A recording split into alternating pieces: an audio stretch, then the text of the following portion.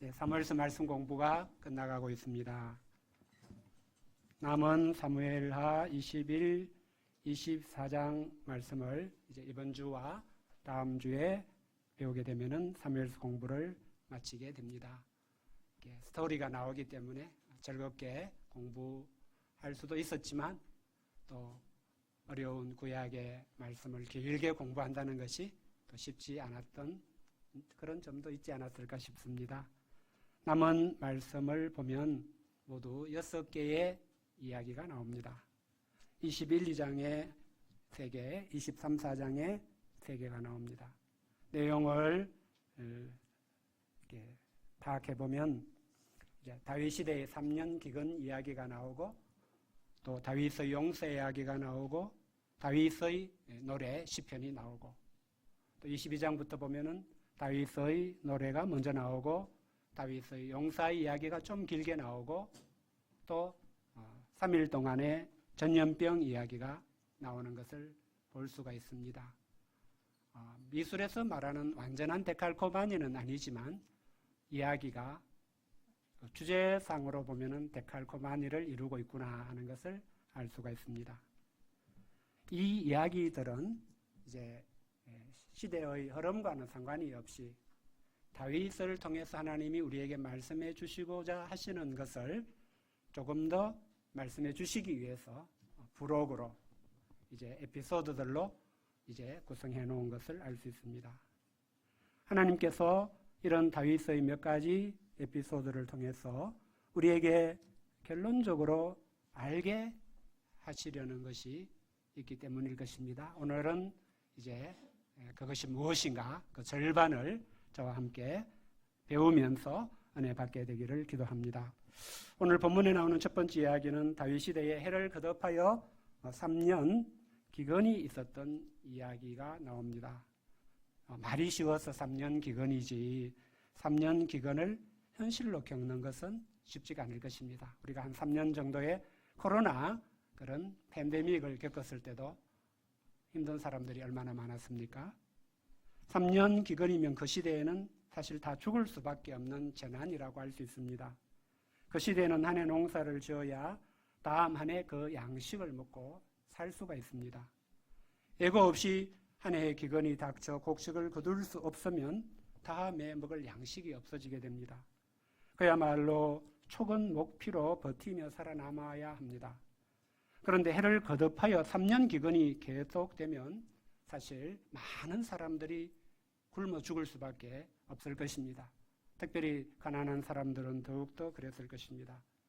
해를 거듭한 3년 기근을 오늘날과 같은 도시 시대에 비유하면 3년간 모든 사람의 월급이 나오지 않고 또 모든 직장이 없어지고 또 모든 식료품 공급이 없어진 것과 같지 않을까 싶습니다. 전기와 가스와 수도가 다 끊어지고 모든 마트도 문을 다 닫고 그러면 도시 전체는 죽음의 수용소가 되고 말 것입니다. 이는 생각만 해도 끔찍한 재난이 아닐 수 없습니다. 다윗의 시대에 그런 기근이 3년 동안 있었다. 이런 이야기를 하고 있습니다. 그때 다윗은 여호와께 간구를 하였습니다. 제가 볼 때 기도 외에 할 수 있는 것이 없었을 것입니다. 이때 하나님께서 이런 재난의 원인을 말씀해 주셨는데 그것은 사울과 피를 흘린 그의 집으로 말미암음이며 구체적으로 기브온 사람을 그가 죽인 것 때문이라고 하셨습니다. 여기에 나오는 기브온 사람은 여호수아의 가나안 정복 시대에 여호수아를 속여서 진멸되지 않고 살아남은 아모리 사람 중의 남은 자들이었습니다. 구체적으로는 히위 족속으로 나옵니다. 사울은 이스라엘과 유다 족속을 위하여 열심히 있으므로 그들을 죽이고자 하였고 실제로 죽였을 것입니다. 이런 사울의 문제는 자기 열심이었음을 볼 수 있습니다. 열심은 참 좋은 것입니다. 우리는 덕담으로 열심히 해라, 열심히 공부해라, 열심히 일해라 이런 이야기를 많이 하죠. 그런데 사울의 열심은 하나님을 위한 것이 아닌 것이 문제였습니다. 그 열심의 본질은 자기 열심이었습니다. 자기가 괜찮은 사람이라는 것. 한마디로 자기의 존재를 증명하기 위한 그런 열심이었습니다.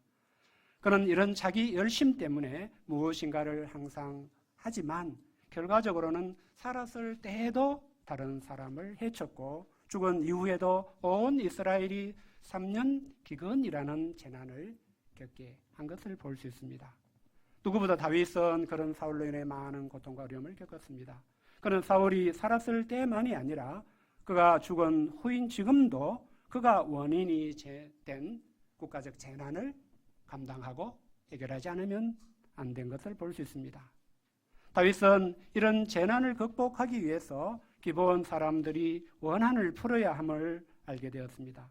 이에 다윗은 기브온 사람들을 불러 해결책을 찾았고 그들의 요구대로 사울의 자손 7사람을 그들에게 내주어 여호와 앞에 목매어 달게 했습니다. 우리는 이런 해결책에 대해 오늘날의 관점에서 다 이해하기가 쉽지 않을 수 있을 것 같습니다. 사울과 그 집이 흘린 피로 인해 수십 년이 지난 후에 온 국가적 기근이 있게 된 것도 그렇고 그로 인해 사울 자손 중에 7명이 그 책임을 지고 목매어 죽임을 당하는 일도 그렇고 또 그런 기브온 사람들의 요구를 들어주는 다윗도 다 이해되지는 않기가 쉽습니다. 그러나 우리는 이 이야기를 통해서 하나님에 대해서 배울 수 있는 것이 있습니다. 하나님은 이스라엘 백성에게 가나안 땅을 주시기 전에 민수기 35장 33절에서 이런 말씀을 먼저 주셨습니다. 너희는 너희가 거주하는 땅을 더럽히지 말라. 피는 땅을 더럽히나니 피 흘림을 받은 땅은 그 피를 흘리게 한 자의 피가 아니면 속함을 받을 수 없느니라. 땅을 더럽힌다는 것은 하나님께서 주신 그 땅을 하나님의 뜻대로 거룩하게 구별해서 쓰지 않는 것을 말합니다. 이 원리는 우리의 모든 삶에 적용을 할 수 있습니다. 우리에게 주신 시간을 더럽힐 수 있고 우리에게 주신 기업을 더럽힐 수 있고 우리에게 주신 직분을 더럽힐 수 있습니다. 하나님의 뜻대로 구별해서 쓰지 않으면 더럽히게 되는 것입니다. 그 땅은 하나님이 주실 때의 용도가 있었습니다. 그 땅은 그들에게 먹을 것을 얻게 하고 그들을 거룩한 하나님의 백성으로 빚어지게 하기 위한 터전으로 주신 것이었습니다. 그래서 그들이 모든 민족들을 위한 하나님의 제사장으로 살게 하고자 하나님은 그 땅을 거룩한 용도로 주셨습니다. 그럼에도 사울과 그 집이 그 땅에 피를 흘렸습니다. 그것은 하나님이 그 땅을 주신 뜻을 짓밟는 것입니다. 스스로 그 땅에 살 자격을 없애는 것이었습니다. 자기 생각에는 이스라엘 중에 거하는 이방인들을 없앰으로써 마치 아말렉 족속을 진멸하듯이 진멸함으로써 이스라엘 백성을 순수하게 만들고 거룩하게 만드는 것이라고 생각했을 수 있습니다. 그러나 그것은 전혀 하나님이 뜻하신 것이 아니었습니다. 사울과 그 집이 그 땅에 흘린 기브온 사람들의 무죄한 피는 그 땅을 이런 점에서 더럽게 하였습니다. 그리고 하나님 앞에서는 그 피를 흘리게 한 자의 피로 속하지 않으면 안 되는 문제가 남게 되었습니다. 그 시대 기브온 사람들은 이스라엘 사람들이 볼 때는 이방인들이요 종들이었습니다. 저 녀석들도 다 죽여 없애야 하는데 거짓말을 하는 바람에 또 그 거짓말에 속아서 여호수아가 살려주겠다고 언약을 하는 바람에 저놈들을 그냥 우리 땅에 살게 했구나 생각하면 이게 눈꼴이 시려울 때가 있을 것입니다.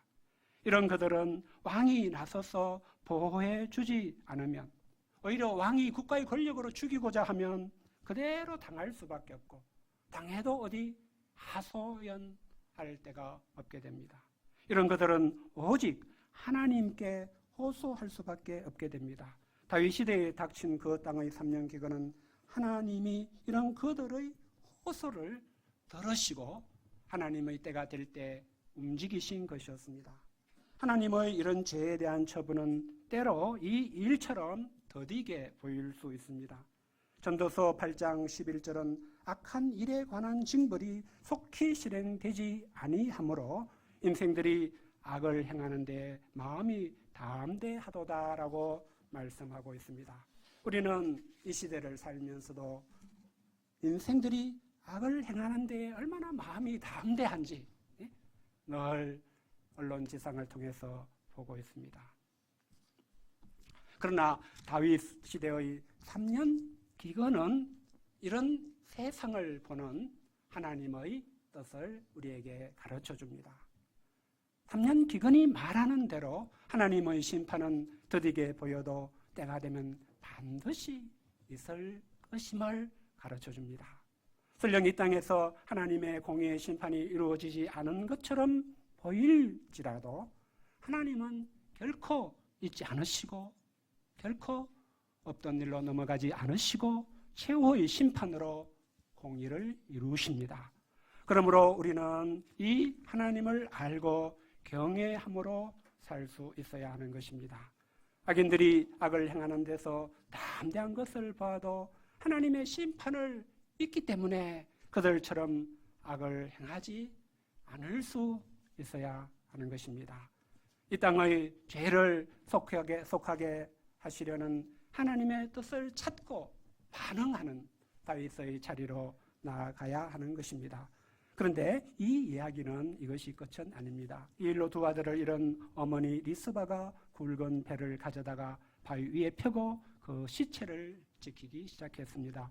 아마도 죽임당한 사람들은 사울과 그 집이 흘린 피가 속해지기까지, 다시 말해 기근을 끝내는 비가 오기까지 장사 지내지 못하게 되어 있었던 것 같습니다. 우리가 이제 6월의 여름을 맞이하고 있습니다. 아직 한여름은 아닙니다. 7월, 8월이 되어야 한여름 땡볕이 이제 비칩니다. 그래도 지난주에도 대낮에는 35도가 넘을 때가 있었고, 그때는 길거리를 다니는 것만으로도 참 이렇게 쉽지가 않고 힘이 들었습니다. 그런데 중동은 우리보다 적어도 5 내지 10도는 더 높은 그런 기온 지역입니다. 40도 이상이 올라갑니다. 제가 아프리카에 갈 때에 이제 아랍에미리트의 그런 두바이인가 그 공항에 이렇게 갈아탈 때에 이제 비행기에 우리 대한항공처럼 실내를 이렇게 이동하는 게 아니고 그냥 헐절에 비행기 세워놓고 걸어서 그 경유 냄새, 뜨거운 열풍이 막 숨쉬기가 어려운 그런 거를 한참 걸어서 이렇게 대합실로 옮겨서 그 다음에 이제 비행기를 탄 적이 있었는데, 야, 중동 날씨가 이렇게 덥구나. 제가 잠깐이지만 체험을 한 적이 있었습니다. 이스라엘도 그렇다고 합니다. 우리 김누가 간부대학 선교사님 지난번에 성지순례 갔다 와서 날씨가 이렇게 차 타고 가다가 내려서 5분도 밖에 있기가 힘들었다. 뭐 그런 이야기를 제가 들었던 것 같습니다. 최근 뉴스에도 보면 메카 순례를 온 그런 많은 무슬림들이 너무 뜨거운 날씨로 수백 명, 수천 명이 죽었다는 보도도 있었습니다. 그런데 리스바는 어머니로서 죽임당한 자기의 두 아들을 위해 뜨거운 중동의 날씨에 죽음을 무릅쓰고 바위 위에 배를 하나 펴고 그 위에서 아들의 시체를 지켜보면서 그 시체를 지키기 시작했습니다.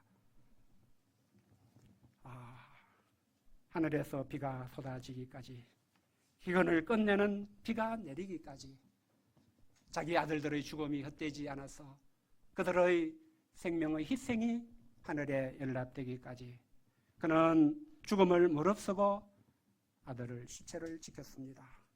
낮에는 공중의 새가 앉지 못하게 쫓고 밤에는 덜 짐승이 시체를 해치지 못하게 막았습니다. 미스바가 이렇게 함으로써 죽임당한 자들이 잊혀지지 않게 되었습니다. 다윗은 리스바의 이야기를 듣고 그들을 장사 지내도록 했습니다. 길앗에 장사된 사울의 뼈와 그 아들 요나단의 뼈까지 베냐민 땅으로 가지고 오게 하고 죽임당한 자들도 함께 장사 지냈습니다.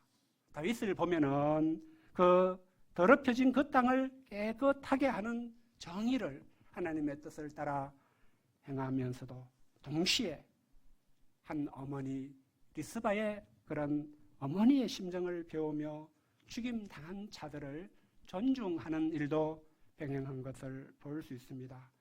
그 후에야 하나님은 그 땅을 위한 기도를 들으셨습니다.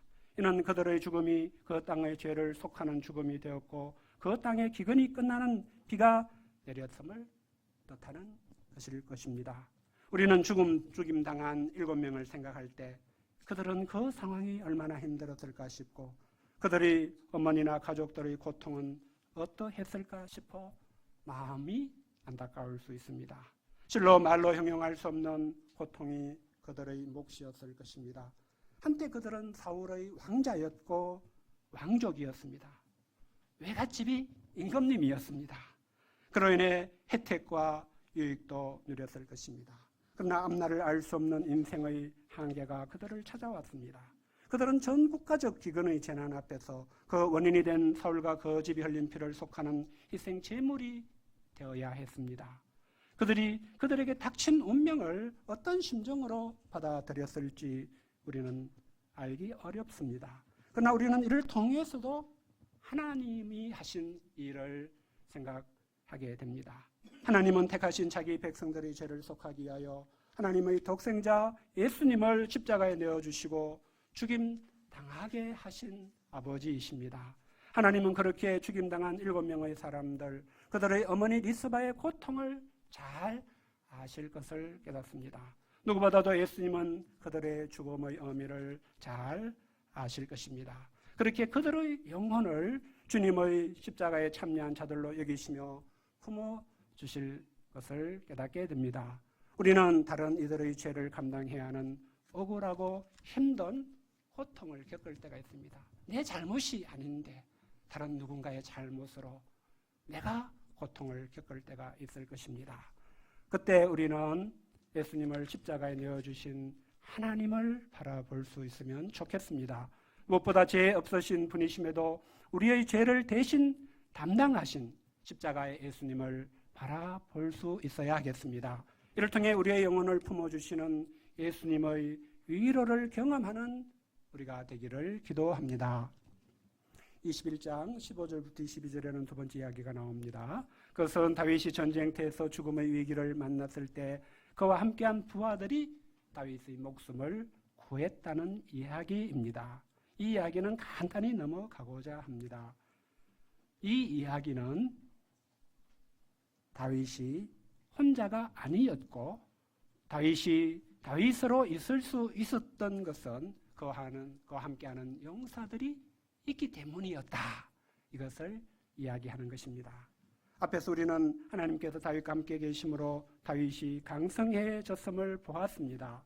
우리는 오늘 본문에서 하나님의 함께 하심 중의 하나가 무엇인지 배울 수 있습니다.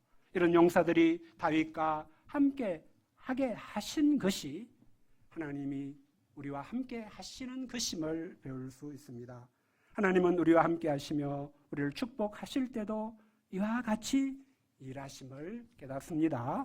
서로를 위하여 자기 목숨을 아끼지 않을 수 있는 함께하는 사람들을 주시는 것이 하나님이 함께 하시는 방식임을 보게 됩니다.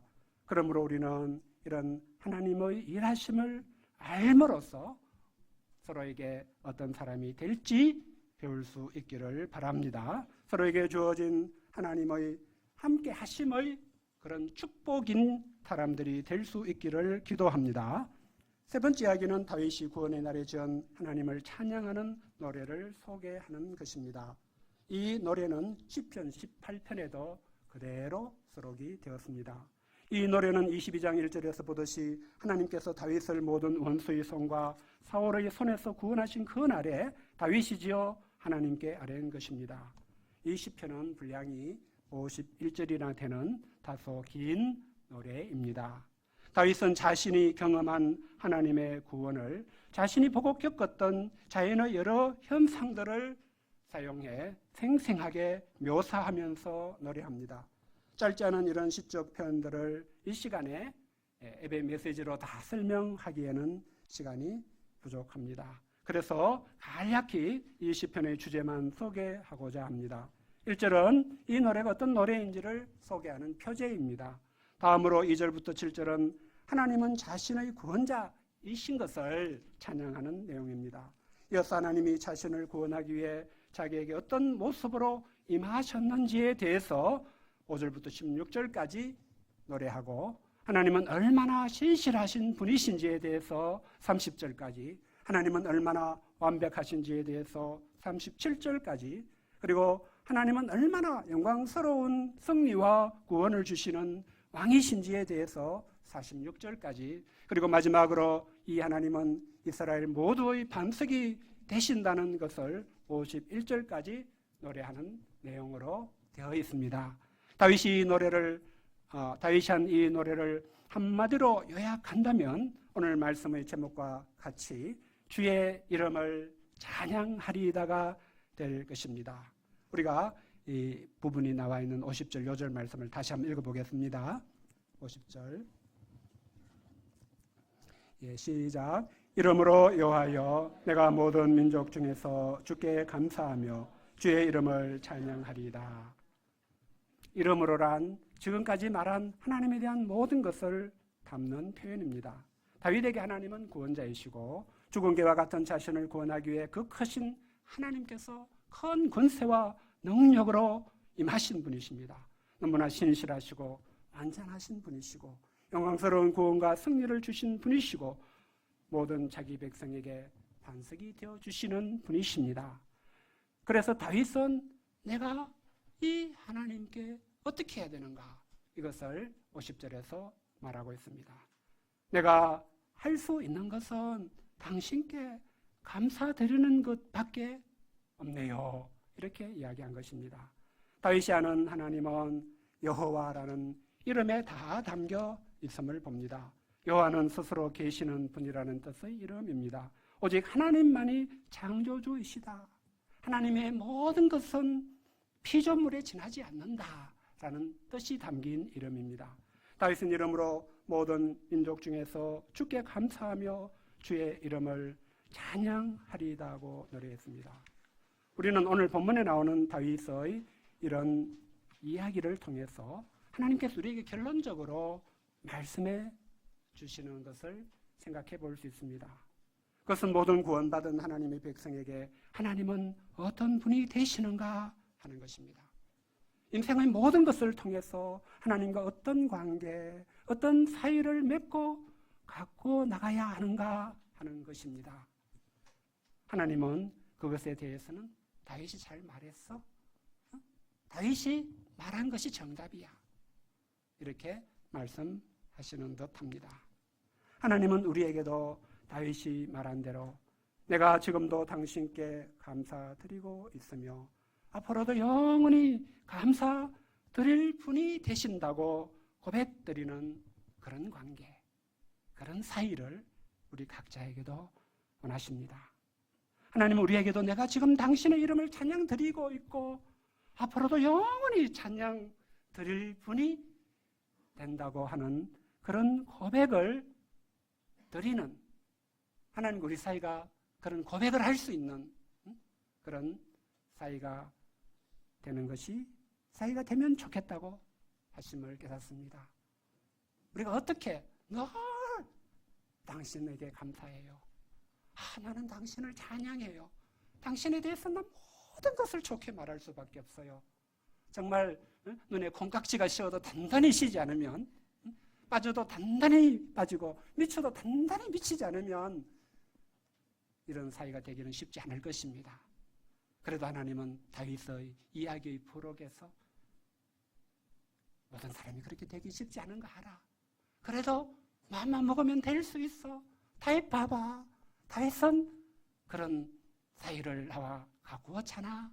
이렇게 우리에게 말씀하시는 줄을 깨닫습니다. 우리도 지금의 수준이나 깊이가 어떠하든지 오늘 본문의 50절 말씀처럼 이름으로 여호와여 내가 모든 민족 중에서 주께 감사하며 주의 이름을 찬양하리이다라는 이 고백을 우리 하나님께 드리게 되기를 기도합니다. 비록 우리가 다윗일 수 없고 다윗도 우리일 수는 없습니다. 우리는 다 각각 다른 삶의 자리에서 다양한 모습으로 살아갑니다. 재능도 다르고 하는 일도 다르고 수입과 소유도 다르고 신앙의 수준도 다릅니다. 그러나 우리는 오늘 말씀을 통해서 우리가 각자 어떤 삶을 살든지 다를 수 없는 것이 한 가지 있음을 배울 수 있어야 되겠습니다. 다 다를지라도 이것만큼은 다를 수 없는 것. 그런 것이 우리 모두를 이어주는, 우리 모두를 묶어주는 중심이 될 수 있어야 함을 배우면 좋겠습니다. 우리 전 인생을 통해서 추구해야 하는 그것, 우리가 왜, 무엇을 위해서 사는가에 대한 질문에 답할 때에 그 답 속에 있어야 하는 그것, 우린 그것은 다 같을 수 있으면 좋겠습니다. 그것은 바로 하나님의 영광을 위하여 사는 것입니다. 하나님은 사람을 지으실 때 그 용도를 위해서 지으셨습니다. 그것이 사람을 지으신 크고 첫째 되는 목적이었습니다. 하나님은 다윗의 이야기의 부록을 통해서도 그 근본적인 이야기를 해 주십니다. 다윗의 인생이 파란만장했지만, 우리와 다른 것이 너무도 많겠지만, 그럼에도 다윗이 달려갔던 푯대는 우리도 달려가야 할 푯대임을 말씀해 주십니다. 그것은 하나님께 감사드리며 찬양드리는 사람으로 빚어져 가는 것입니다. 우리는 오늘도 이렇게 한 주일에 한 자리에 모여 하나님께 예배하면서 감사와 찬양을 드립니다. 우리의 이런 예배의 삶은 우리도 모르는 사이에 우리가 달려가야 할 푯대를 향하여 계속 달려가게 할 것을 믿습니다. 그래서 우리 인생의 결산을 하는 때가 되었어 보면 이것이 우리를 하나님께 감사드리며 찬양드리는 사람으로 빚어지게 한 일이 될 줄을 믿습니다. 떠나고 우리는 몇 주 후면 SBC를 가지게 됩니다. 우리는 이번 캠프의 방향을 깊은 데로 나아가라로 정하고 이런 방향으로 준비하고 있습니다. 우리에게 나아가야 할 깊은 데는 무엇일까 생각을 해보았습니다. 그것은 우리 인생에서 좀 더 알아야 하는 은혜들을 아는 데가 될 수 있을 것입니다. 우리 인생에서 하나님 앞에서 정리하고 바로잡아야 할 것을 좀 더 구체적으로, 좀 더 실제적으로 알게 되는 때일 수도 있을 것입니다. 지금보다 좀 더 예수님을 알고 하나님을 아는데, 곧 지금보다 하나님께 대한 믿음과 사랑에서 좀 더 깊어지는 데일 수도 있을 것입니다. 그것이 각자에게 무엇이든지 간에 그것을 오늘 말씀에 비추어 본다면 하나님과의 관계, 하나님과의 사이가 좀 더 깊어지는 대로 통합이 될 것입니다. 그것은 다윗의 노래에서처럼 오직 하나님께 감사드리며 찬양드리는 사람으로 깊어지는 것이 될 것입니다. 우리가 이렇게 하기를 중단하지 않을 때 우리의 인생에는 어떤 의미가 있을까요? 우리가 이것에서 깊어질 때에 우리는 조금씩 더 행복해지게 될 것입니다. 우리 인생은 헛되지 않게 되고 허무하지 않게 될 것입니다. 조금 더 실제적인 삶의 자리에서 하나님의 영광을 위해 사는 것이 무엇인가 이해하고 그 삶을 추구하게 될 것입니다.